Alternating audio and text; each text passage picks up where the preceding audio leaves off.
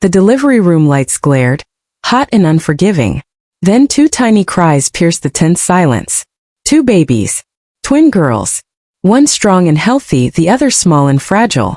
But for Eleanor and Richard, their joy was instantly overshadowed by a chilling dilemma. They hadn't wanted twins, and certainly not two girls. As their fragile daughter lay beside her robust sister, a chilling decision was made. What happens when parents are forced to choose which child to keep, and which to abandon? Who will they choose, and what will become of the baby left behind? Prepare yourself for a story of unthinkable choices, heartbreaking betrayal, and the astonishing path to justice. The sterile white lights of the delivery room in St. Jude's Hospital cast a harsh, unforgiving glow on the scene. The rhythmic beeping of monitors, the hushed urgency of nurses' footsteps, and above all, the raw, guttural cries of a young woman in labor filled the tense air. Eleanor, 25 years old, writhed on the bed, her face contorted in agony, sweat plastering strands of hair to her forehead. Despite the overwhelming pain, her tired eyes still held a flicker of hope, a desperate anticipation. Beside her, Richard, her husband, paced frantically. His face was pale, his eyes darting from his wife to the clock, then to the closed delivery room door. "Hurry! Just hurry up," he muttered under his breath, his anxiety palpable. His concern wasn't entirely for Eleanor. It was for the outcome of this birth. Both of them had prayed, had wished, had demanded a son for the past 9 months. A male heir to carry on the family name. A son to bring pride to his lineage.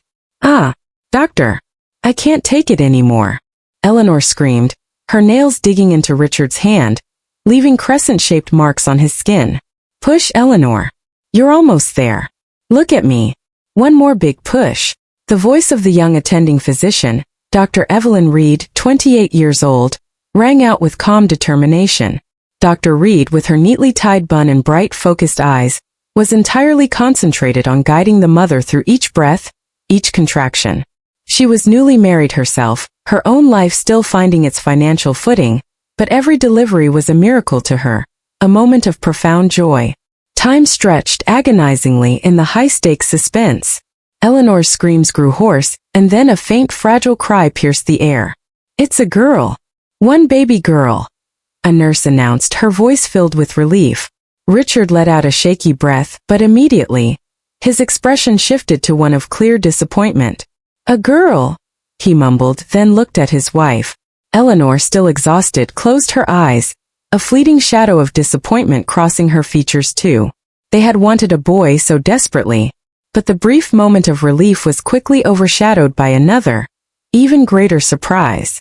"Wait, there's another one," Dr. Reed exclaimed, her voice tinged with astonishment. Once again, the delivery room plunged into a renewed tension. Eleanor, despite her exhaustion, had to push again, summoning every last ounce of strength. And then another cry, smaller, weaker, but undeniably present, joined the first. "Twins! 2 baby girls," the nurse announced, her voice still laced with surprise. 2 newborn girls were carefully placed side by side on a small wheeled bassinet, wrapped in warm blankets. One baby was plump, rosy-cheeked, and robust, clearly the healthier of the 2. The other was noticeably smaller, her skin a touch paler, and her cries were fainter, more fragile. Richard stepped closer, staring down at the 2 tiny lives. His face, initially surprised, settled into an expression of profound disappointment. "Oh, girls? Both of them." His voice was a lament, almost a reproach to fate itself. Eleanor, still weak from the ordeal, nodded in silent agreement with her husband's dismay. They had expected a son, and now not only were they girls, but there were 2 of them.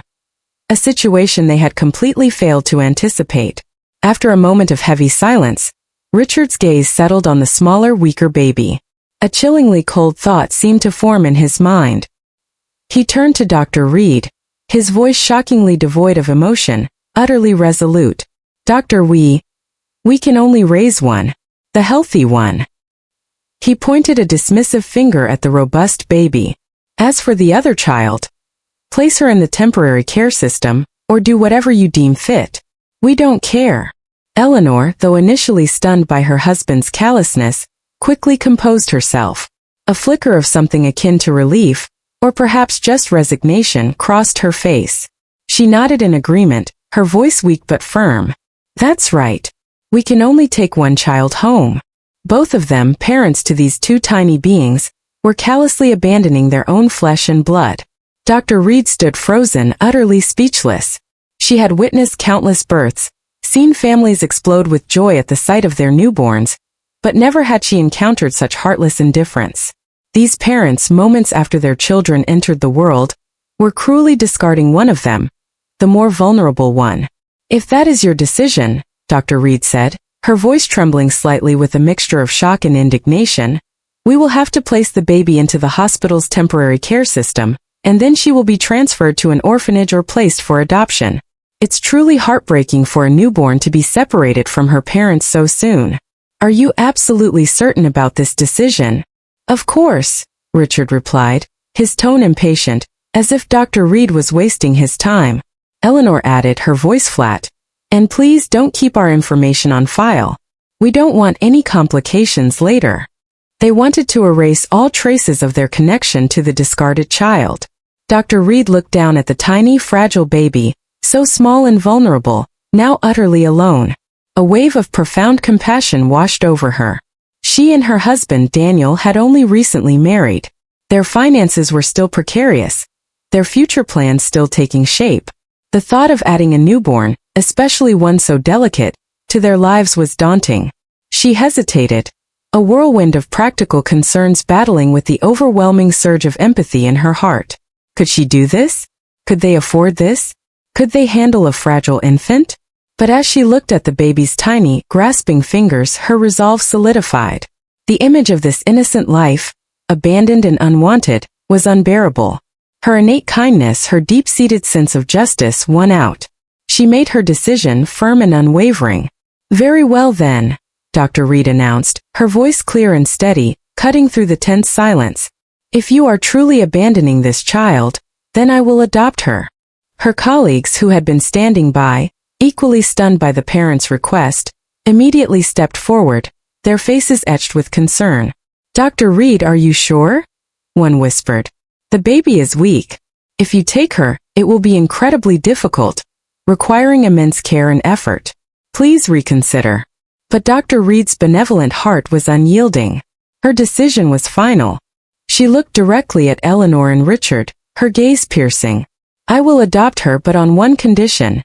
You must sign a legal commitment, stating that you will never, under any circumstances, attempt to reclaim this child in the future. All ties, all parental rights will be severed permanently. Eleanor and Richard's faces lit up with relief, almost giddy with joy. Perfect. That's absolutely perfect, Richard exclaimed, a wide, almost triumphant smile spreading across his face. We would never take back that weak baby. One daughter is more than enough for us. They quickly, almost eagerly, signed the commitment papers, afraid Dr. Reed might change her mind. They couldn't get rid of the burden fast enough. With the papers signed, their callous act complete, Eleanor and Richard took the healthy, robust baby girl, their chosen daughter, and left the hospital, a picture of a happy family, oblivious to the profound injustice they had just committed. Dr. Reed watched them go, her heart heavy but resolute. She then pulled out her phone and called her husband, Daniel. She recounted the entire shocking ordeal, her voice thick with emotion. Daniel, a kind and supportive man, listened patiently. Evelyn, he said, his voice gentle but firm, if this is what your heart tells you, then we'll do it. We'll raise her together. She'll be our daughter. His love for her, and his respect for her unwavering compassion, shone through. Dr. Reed looked down at the tiny, fragile baby in the bassinet, her little chest rising and falling with shallow breaths. She gently, tenderly, lifted the infant into her arms. The baby was so small, so vulnerable, yet in Dr. Reed's embrace, she seemed to find a sudden profound peace. From today we are a family, my precious one, she whispered, her voice thick with emotion, tears of a different kind now blurring her vision. You are a precious gift. She named her Aurora, a name meaning dawn, hoping it would signify a bright new beginning for the little girl who had been so cruelly abandoned. In the quiet, loving home of Dr. Evelyn and Daniel Reed, little Aurora embarked on a challenging early childhood. True to the hospital's assessment, she was a fragile infant. The first few years were a relentless test of their new parents' endurance and boundless love. Aurora suffered from frequent ailments, persistent fevers, recurrent respiratory infections, and a delicate digestive system that often kept them on edge. Many nights were a blur of hushed cries, sleepless hours spent rocking, comforting, and coaxing the tiny baby back to sleep. Both Evelyn, after long shifts at the hospital, and Daniel, balancing his own demanding career, would take turns soothing their crying daughter, their exhaustion often masked by unwavering tenderness. They poured every ounce of their limited spare time and resources into Aurora's care, consulting specialists, meticulously following medical advice, and showering her with affection that transcended any physical weakness. As she grew older, slowly, miraculously, Aurora began to thrive. Her initial fragility gradually faded, replaced by a growing resilience.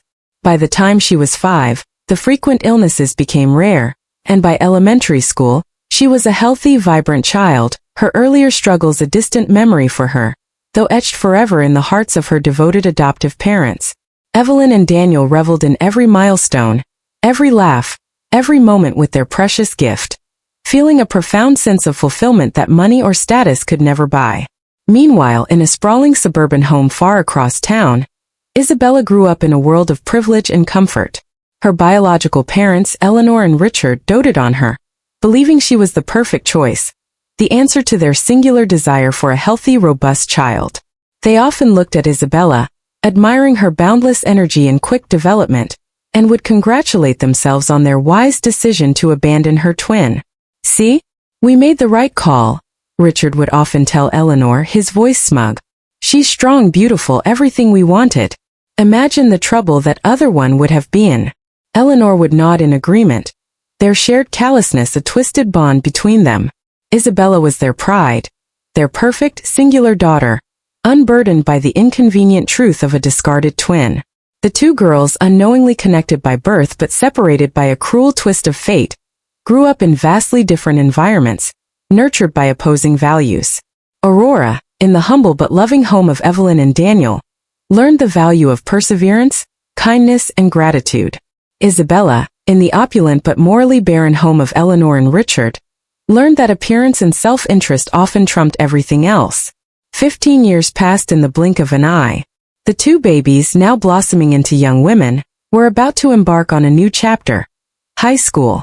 And as fate would have it, a chilling coincidence was about to bring their two vastly different worlds crashing together. It was orientation day at Westwood High School, a prestigious institution known for its rigorous academics and competitive environment. The grand auditorium buzzed with nervous energy and excited chatter as new students and their parents filled the seats. Dr. Evelyn Reed, her heart swelling with pride, guided a slightly shy Aurora, now a bright-eyed, observant teenager, through the bustling hallways. Aurora clutched her enrollment papers, her usual quiet demeanor a stark contrast to the boisterous crowd. As they approached the registration desk for their assigned class, Room 103 Advanced Placement Program, Dr. Reed froze. Standing just ahead of them, their backs turned, were Eleanor and Richard. And beside them, tall and impeccably dressed, was Isabella, an almost identical reflection of Aurora, yet with a haughty tilt to her chin that bespoke a very different upbringing. Richard turned at that moment, perhaps sensing a gaze, and his eyes landed on Aurora. His jaw dropped. Eleanor, following his line of sight, gasped, her hand flying to her mouth. Their faces, usually so composed, contorted in a mixture of shock and disbelief. "It can't be. How can this be happening?" Richard muttered, loud enough for Evelyn to hear, his eyes darting between Aurora and Isabella. It's her." Aurora, sensing the sudden tension, instinctively pressed herself closer to Dr. Reed, her body tensing. Dr. Reed wrapped an arm protectively around her daughter, her gaze hardening as she met Eleanor and Richard's stunned stares. Aurora had known about her adoption for years. Evelyn and Daniel believed in honesty, gently telling her the truth when she was old enough to understand. Aurora knew she was loved beyond measure by her adoptive parents, and she felt a deep gratitude that transcended any curiosity about her biological origins. She had also been told in gentle terms that her birth parents had made a choice, and that she had been the one left behind. She had always quietly accepted it, focusing on the boundless love she received. But seeing them now, the parents who had discarded her, sent a cold shiver down her spine. "Look at her," Richard said, his voice laced with thinly veiled disgust as he stared at Aurora, ignoring Evelyn and Daniel for a moment. "It's just as well we chose Isabella. Look how beautiful and clever she is. And you," he sneered at Aurora, "you're so slow, so clumsy. Make sure you don't bother Isabella in class, understand?" His words were like daggers, slicing through the air, utterly devoid of any recognition of parental responsibility, only contempt. Before Aurora could even process the cruel remarks, Daniel stepped forward, his gentle demeanor replaced by a fierce protectiveness. "And you, Mr. and Mrs. Smith," Daniel said, his voice low and dangerous, "make sure your family doesn't bother my daughter." His grip on Aurora's shoulder tightened reassuringly. Evelyn, her eyes blazing, added, "Our daughter is far more capable than you could ever imagine. Keep your cruel judgments to yourselves." The air crackled with unspoken tension, a public drama unfolding amidst the excited murmurs of other students. Eleanor and Richard, momentarily chastised but still arrogant, quickly averted their gazes, pulling Isabella closer, as if to shield her from the inferior twin they had abandoned. From that day forward, Aurora and Isabella attended the same school, and by a further stroke of fate, were assigned to the same homeroom, their paths intersecting daily. Yet, their academic journeys couldn't have been more different.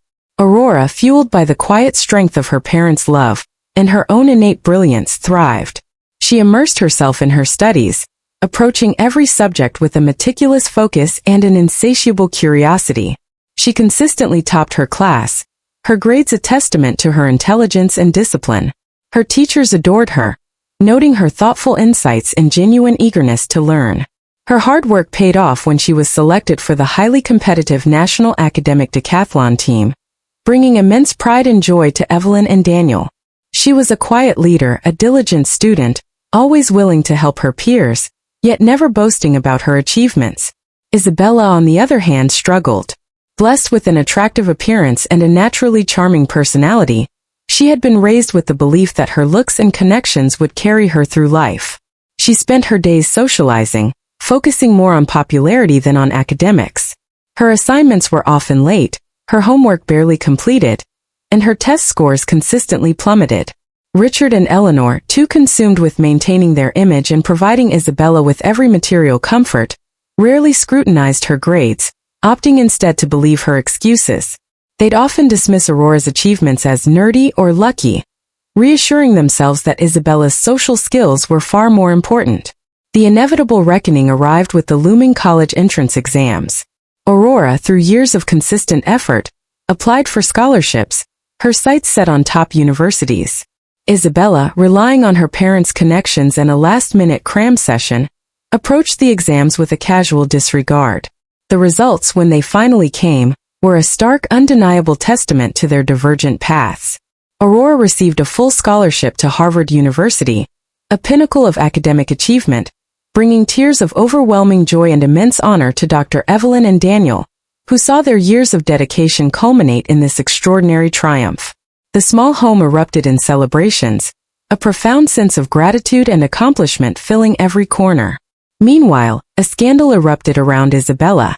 She was caught cheating on a crucial college entrance exam, an act so blatant and undeniable that it led to her immediate expulsion from Westwood High School and a permanent black mark on her academic record.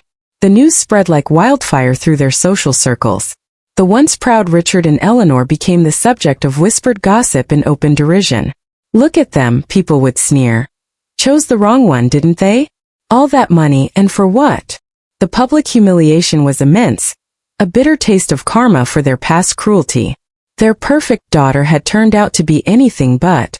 The news of Aurora's full scholarship to Harvard University hit Eleanor and Richard like a thunderbolt. It wasn't just a headline. It was a glaring, undeniable spotlight on the colossal mistake they had made 15 years ago. Their initial smug satisfaction with Isabella's beauty and perceived cleverness had long since curdled into bitter disappointment after her expulsion. Now, seeing Aurora's name plastered across local news articles, hearing the whispers of her exceptional intellect and bright future, a sickening wave of regret washed over them. "Harvard, Richard! Harvard!" Eleanor shrieked one evening, clutching a newspaper with Aurora's beaming photo. She's going to be a genius, a success, and we just let her go. Richard, equally tormented, paced their increasingly cluttered living room. It was a mistake, Eleanor. We thought she was weak. We thought Isabella was the smart choice. His voice was laced with a desperate, self-serving anguish. The reality of Isabella's unemployment, her constant demands for money, and her sullen presence in their home had become an unbearable burden. Their perfect daughter was a drain, while the one they discarded was a rising star. A dangerous, audacious idea began to form in their minds, a desperate attempt to reclaim what they had so carelessly thrown away. "We have to get her back," Eleanor declared, her eyes narrowing with a predatory glint. "She's our blood. She's our daughter. And she's going to be rich and famous. We deserve a piece of that." Richard, blinded by greed and a twisted sense of entitlement, readily agreed. They convinced themselves that their biological claim superseded all else, ignoring the years of love and sacrifice poured into Aurora by Dr. Evelyn and Daniel Reed. One crisp autumn afternoon, a few weeks after Aurora's Harvard news had settled, a sharp, insistent knocking echoed through Dr. Evelyn and Daniel Reed's cozy home. Aurora, immersed in her advanced physics textbook at the kitchen table, looked up, a slight frown on her face. It wasn't a familiar knock. Daniel opened the door, and his usually calm demeanor instantly stiffened. Standing on their porch, dressed in their finest yet subtly desperate attire, were Eleanor and Richard. Their faces were a mixture of forced pleasantness and thinly veiled entitlement. "Mr. and Mrs. Reed," Richard began, a sickly sweet smile plastered on his face. "How wonderful to see you. We've come to discuss our daughter." Evelyn, who had stepped up behind Daniel, felt a cold dread creep into her stomach. She knew exactly what this was about. Her eyes met Daniel's, a silent understanding passing between them. "Our daughter," Daniel repeated, his voice dangerously low, his protective instincts flaring. "We only have one daughter, and she's right here."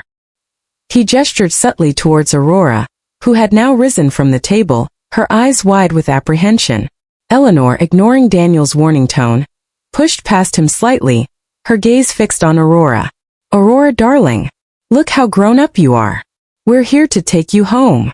She beamed, as if this was a joyous family reunion. Richard stepped forward, his voice oozing with false sincerity. "We've come to reclaim Aurora. We want to thank you both for taking care of our daughter for all these years, truly. But she is our biological child, and it's time for her to come home to her real family." His words were a brazen display of hypocrisy, utterly devoid of shame. Daniel's face flushed with anger. "How dare you?" he roared, his voice shaking with indignation. "You have no shame, do you? You abandoned her when she was a fragile infant, when she needed you most. Now that she's going to Harvard, you crawl back, demanding her as if she's property? Do you have no self-respect?" Eleanor scoffed, waving a dismissive hand. "Well, she's still our flesh and blood, isn't she? We gave birth to her." At that moment, Evelyn stepped forward, her expression calm but her eyes burning with a quiet fury. She held up a folded piece of paper. "This is the commitment you both signed, isn't it?" she said, her voice clear and unwavering. "The legal document stating you would never, under any circumstances, attempt to reclaim your child. The one you signed so eagerly, so quickly, because you were so happy to be rid of your weak baby?" Eleanor and Richard's faces paled as they recognized the document. Their smug expressions faltered, replaced by a flicker of panic. Then a voice, quiet but firm, cut through the tension.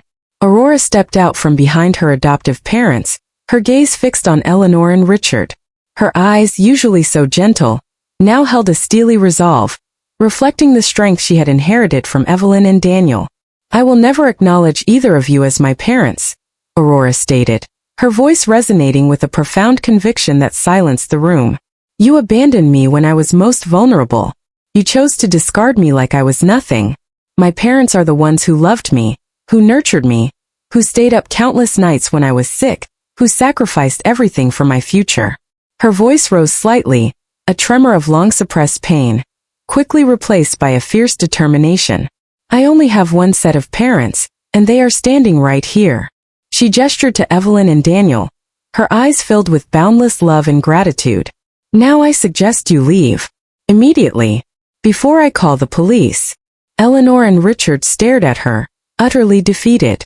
Their grand scheme had backfired spectacularly. The girl they had so cruelly cast aside was now standing before them, strong, intelligent, and utterly rejecting them.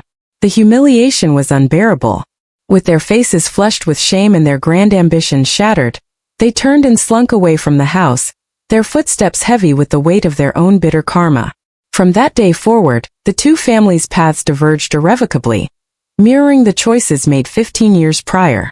Aurora excelled at Harvard, graduating with honors and quickly making a name for herself in the tech world. Driven by a desire to create positive impact, and fueled by the unwavering support of Evelyn and Daniel, she founded her own innovative tech company. It flourished, growing rapidly, becoming a beacon of success and ethical business practices. The Reed family, now prosperous and secure, often traveled the world together, enjoying their lives filled with laughter, love, and shared triumphs. Aurora ensured her adoptive parents, who had given her everything, lived a life of comfort and joy, a testament to her gratitude and their enduring bond. Meanwhile, Eleanor and Richard's lives spiraled downwards. Isabella, unable to secure any meaningful employment due to her lack of qualifications and her past scandal, remained at home, a constant source of frustration and financial drain. Their once comfortable life became a daily struggle, marked by mounting debts and bitter recriminations. The house that once echoed with Isabella's laughter now often rang with arguments and the silence of disappointment. They were forced to face the harsh reality of their choices, living a life of quiet desperation, constantly reminded of the brilliant daughter they had so foolishly, so cruelly thrown away. The universe, it seemed, had a way of balancing the scales. Thank you so much for listening. If you have any thoughts or opinions about this story, feel free to leave a comment below. I'd love to hear what you think. And if you enjoyed it, don't forget to give it a like and subscribe to our channel to support us. Your support means the world. Thank you again.